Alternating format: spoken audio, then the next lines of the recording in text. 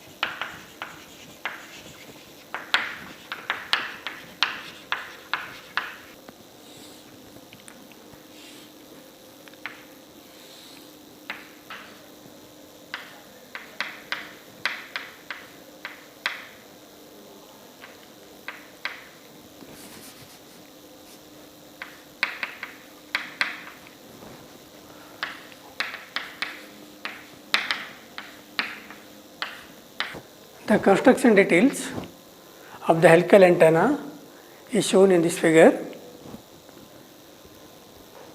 To feed the signal to the helical antenna, we are using the coaxial cables. The inner conductor of the coaxial cable is connected to the helix, and the outer conductor is connected to the ground plane on which the helical antenna is fixed,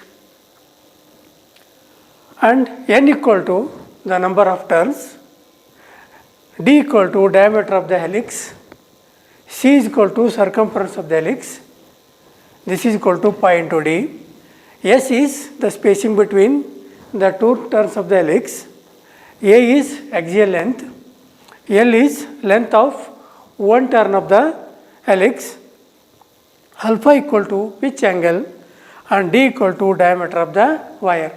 Now, one turn of the helix is stretched, okay.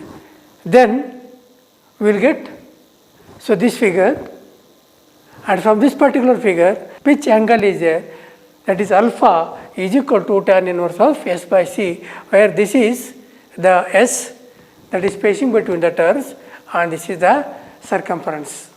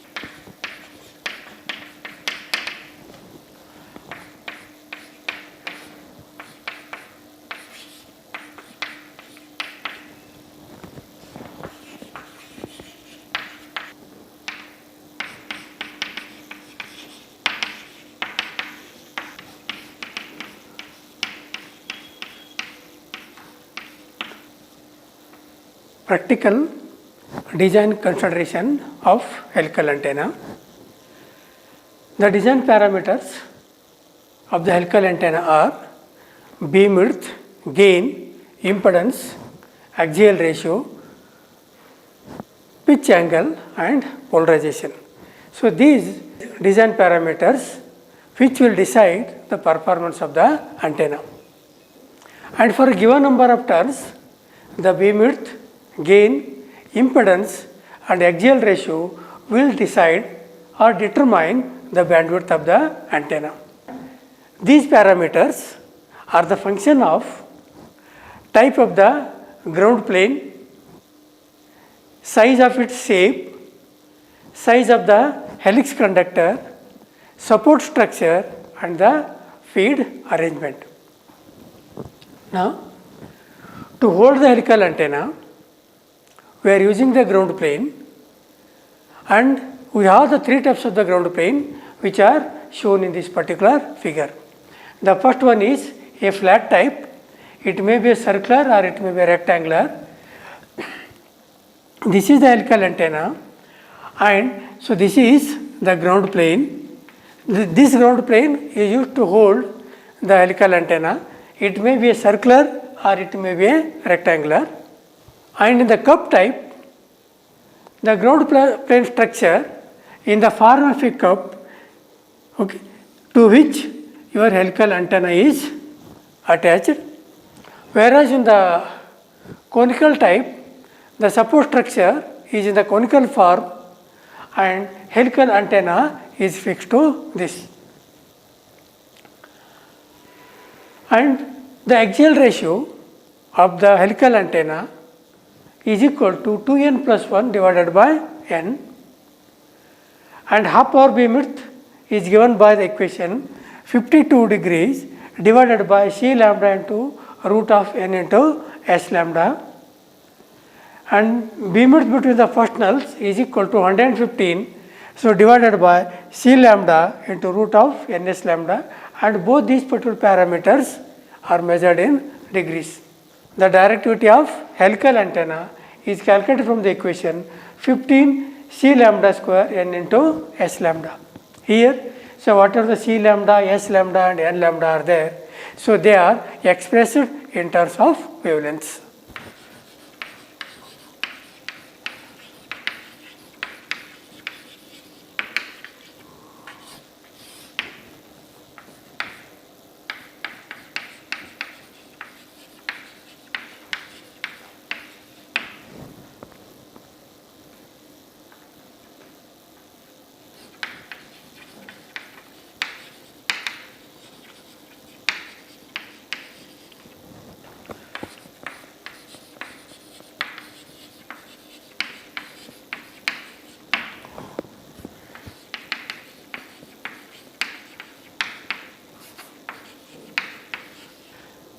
Helical antenna operates in two modes. One is the normal mode or the perpendicular mode, and another one is axial mode or the end fire mode. And the mode of operation of the helical antenna is decided by the circumference of the helix. If the circumference of the helix is less than one wavelength, then the antenna operates in the normal mode. If the circumference of the helix is of the order of one wavelength, then the antenna operates in the axial modes. And when the antenna operates in the normal mode, the maximum radiation is normal to the axis of the antenna, whereas in the axial mode, the maximum radiation is along the axis of the helical antenna.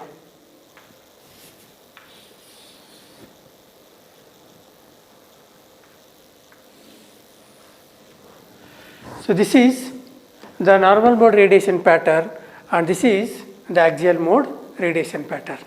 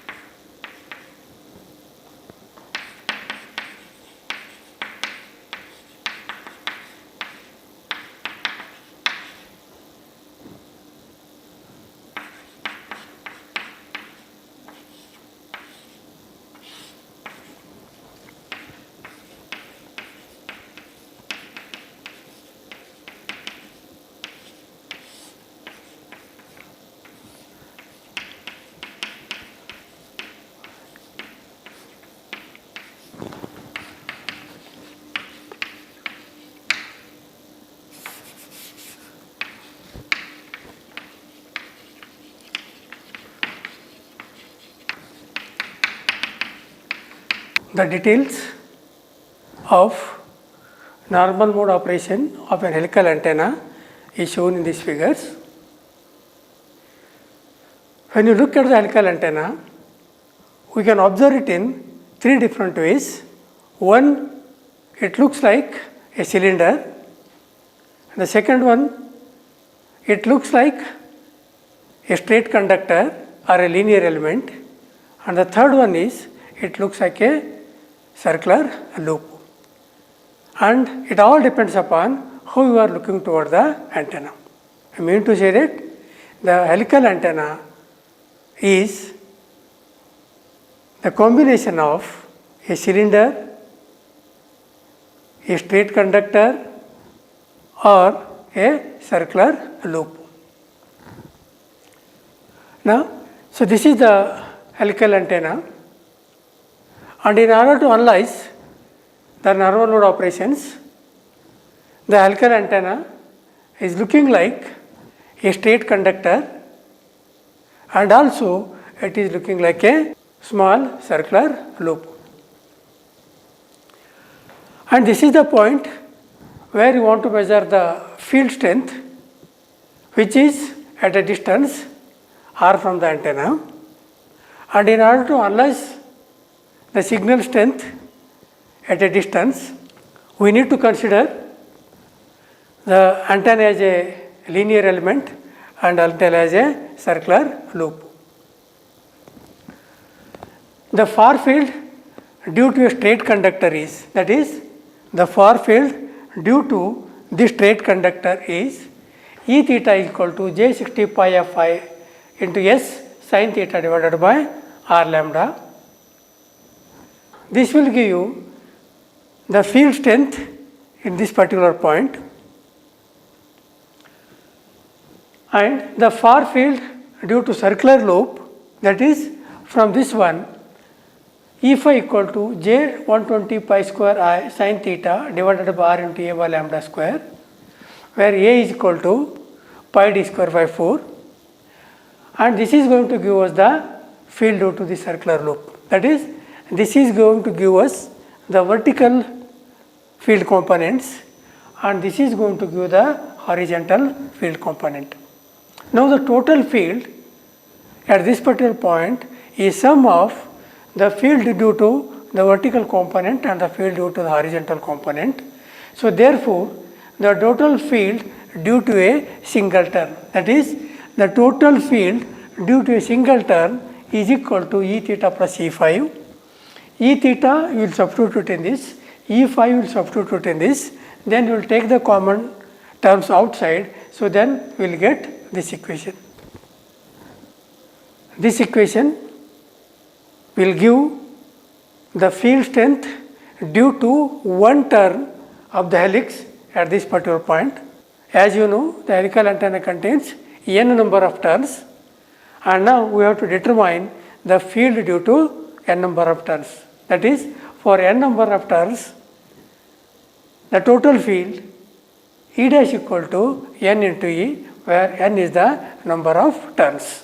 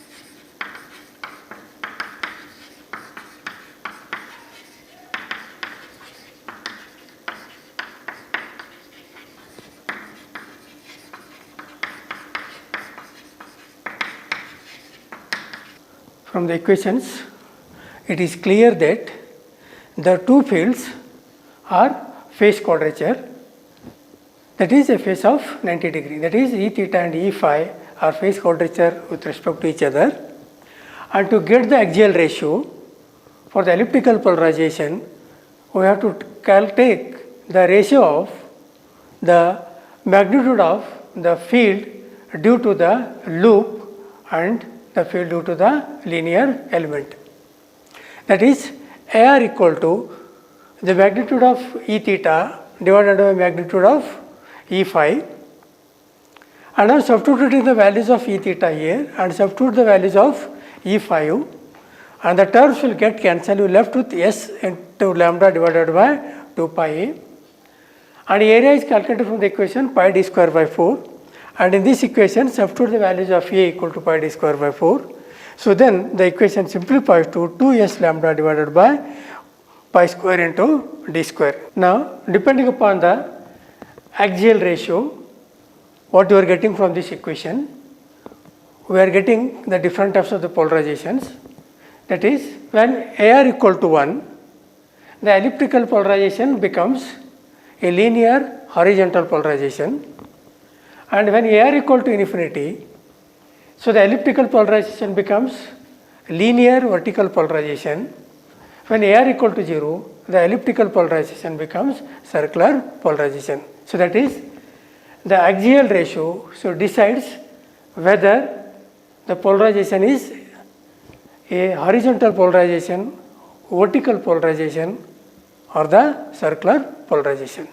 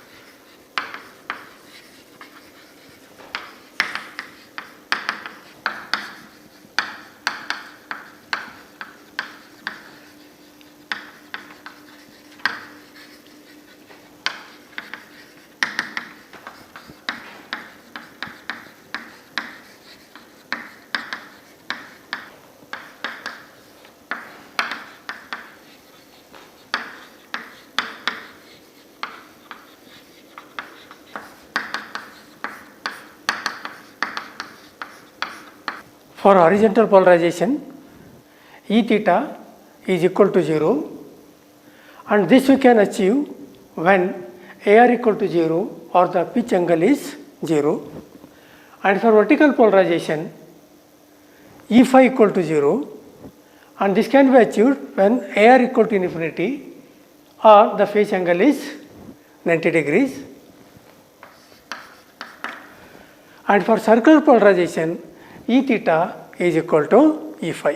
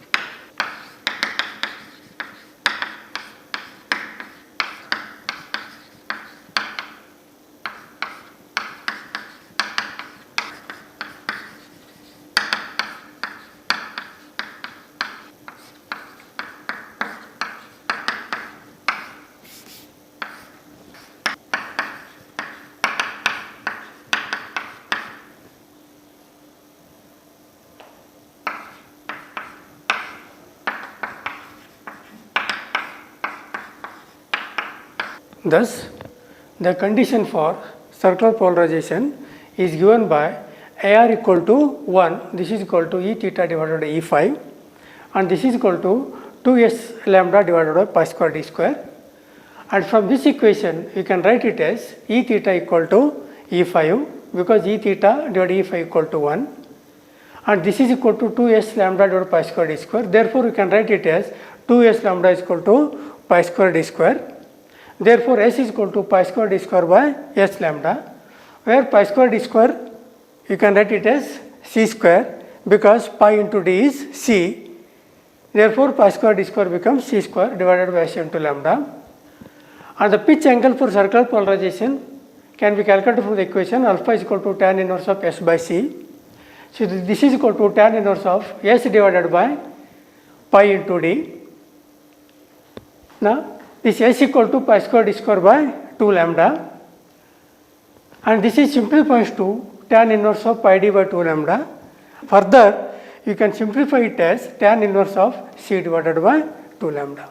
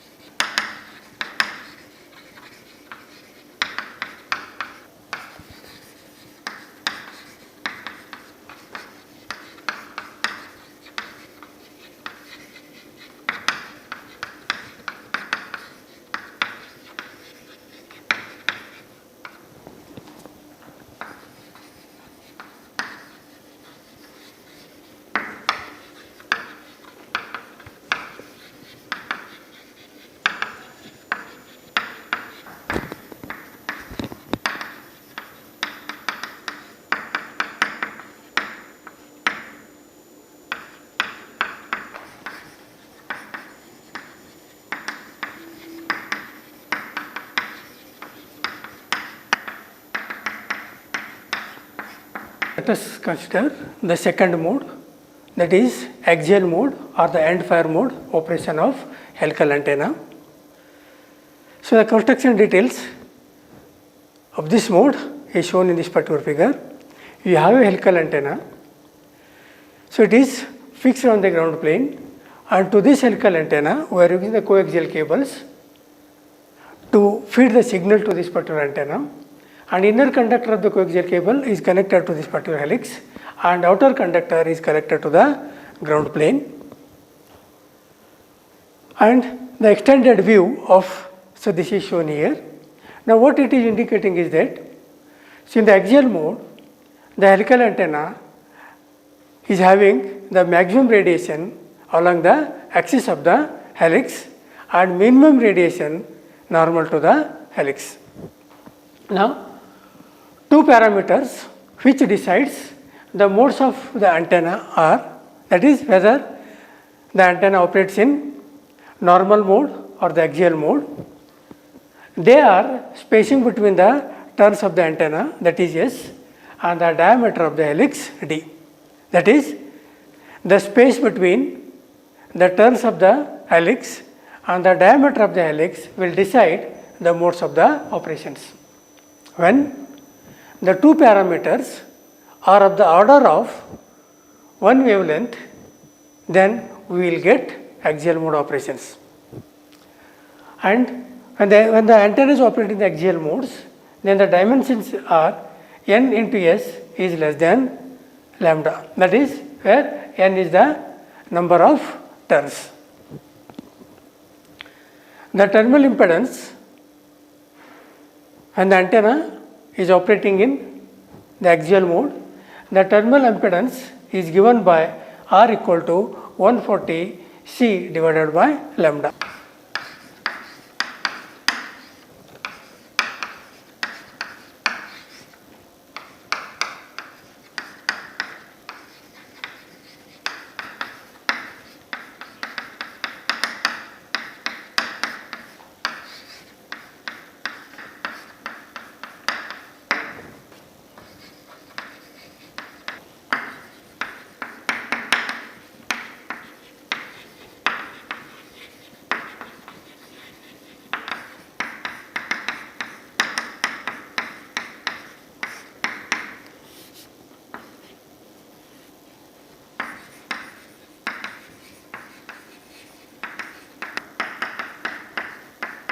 Next, half power beam width is calculated from the equation 52 divided by C.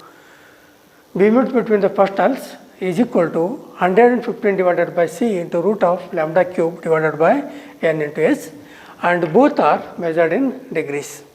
And the maximum directive gain GD equal to 15 ns C square divided by lambda cube, and axial ratio equal to 1 plus 1 by 2n. Now, let us solve some problems on helical antenna.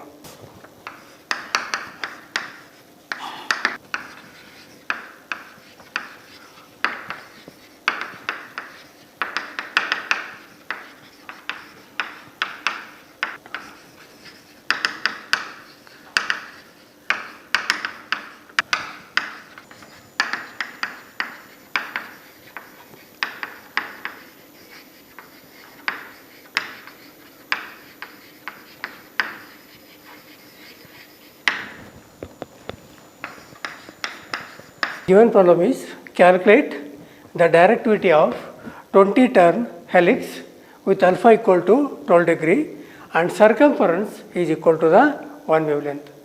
Here the number of turns is given as 20 and the pitch angle is given as 12 degrees and circumference is given as 1 wavelength, and you have to calculate the directivity.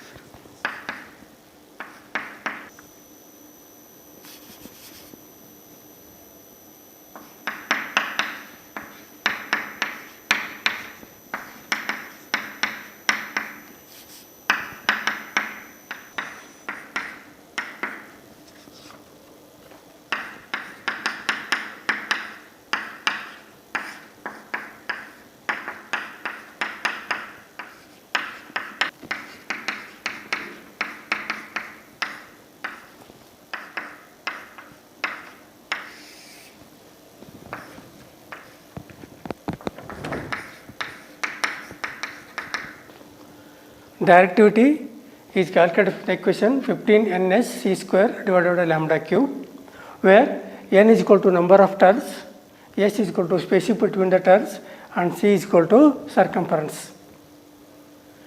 And from the property of helical antenna, we know that alpha is equal to tan inverse of S by C. So therefore, tan alpha is equal to S by C. So therefore, S is equal to C tan of alpha. C is the circumference which is given is equal to the wavelength, write it as lambda, and to tan of alpha equal to 12 degrees given.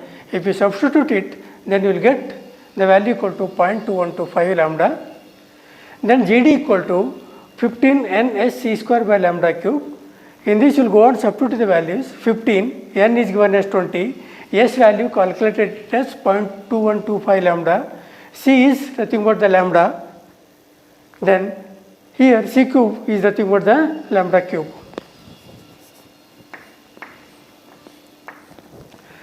So then if you simplify this, you will get the value equal to 63.75.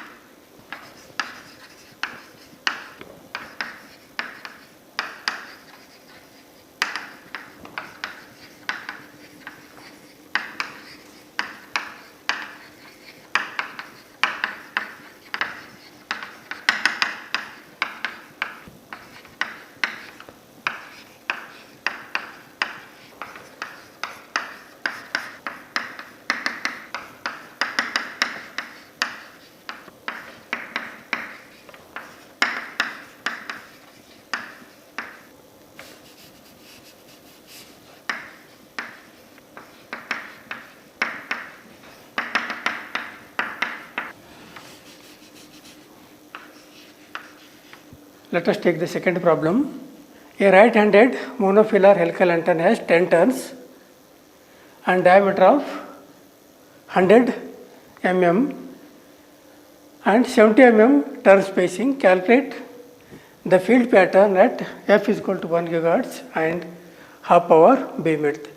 From the given data, n equal to 10, d equal to 100 mm and this is equal to 0.1 meters and s is equal to 70 mm. So, this is equal to 0.7 meters and f is equal to 1 gigahertz.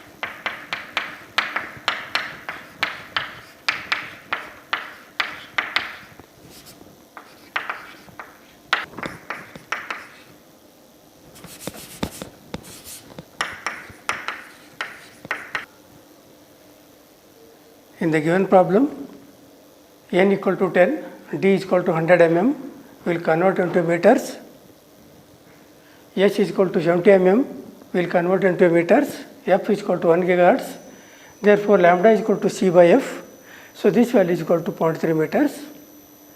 Then d lambda is nothing but the diameter we are expressing in terms of wavelength, that is d lambda is equal to d by lambda. So, this is equal to 0.1 divided by 0.3. So, this is equal to 0.333 and s lambda is equal to s divided by lambda, this is equal to 0.07 divided by 0.1. So, this is equal to 0.233. C lambda is equal to c divided by lambda, this is equal to pi into d divided by lambda. So, this is equal to pi into 0.1 divided by 0.3. So, this is going to be 1.0471974. Then alpha equal to tan inverse of s lambda divided by c lambda, and s lambda and c lambda is already calculated. Substitute in this equation, you will get a value equal to 12.56 degrees. Then half power beamwidth is equal to 52 divided by c lambda into root of n into s lambda. Here substitute the values of c lambda, s lambda and n. we will get the value is equal to 32.5 degrees, and gain is equal to 12 n s into c lambda square, and we know the value of n, we know the value of s, and we know the values of c lambda square. Substitute all the values. So we will get the value is equal to 30.74. Then whatever the gain you are getting here, the gain will express in decibels. This is equal to 10 log 10 of 30.74. So this is equal to 14.8 dB.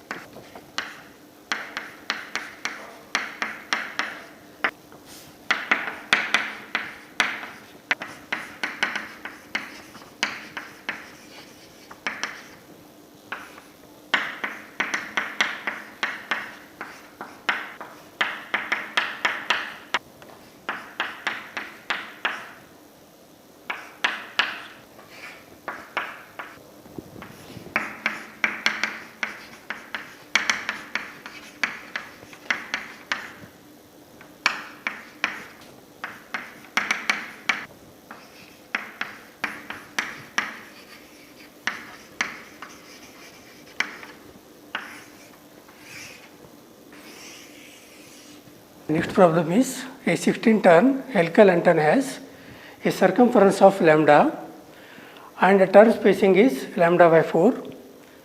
Then you have to calculate half power, beam width, axial ratio, gain and the power pattern. Number of turns is given as 16. Spacing between the elements is given as lambda by 4. Circumference is specified as 1 wavelength. Therefore, half power beam width is equal to 52 divided by c into root of lambda cube divided n into s. In this, we know all the values, substitute the values, you will get the value equal to 26 degrees. Then, the axial ratio is calculated from the equation 1 plus 2 divided by n. In this, the number of turns is equal to 16 is given, substitute the values, you will get the value is equal to 1.03125. Then the directive gain is calculated from the equation 15 ns into c square divided by lambda cube. We know all the values in this equation, substitute it, then you will get the value is equal to 60. So the gain what you are getting, we are calculating in terms of decibels. So the gain in dB is equal to 10 log 10 of 60. So this is equal to 17.78 decibels and the power pattern is looking like this. And this is all about the helical antenna.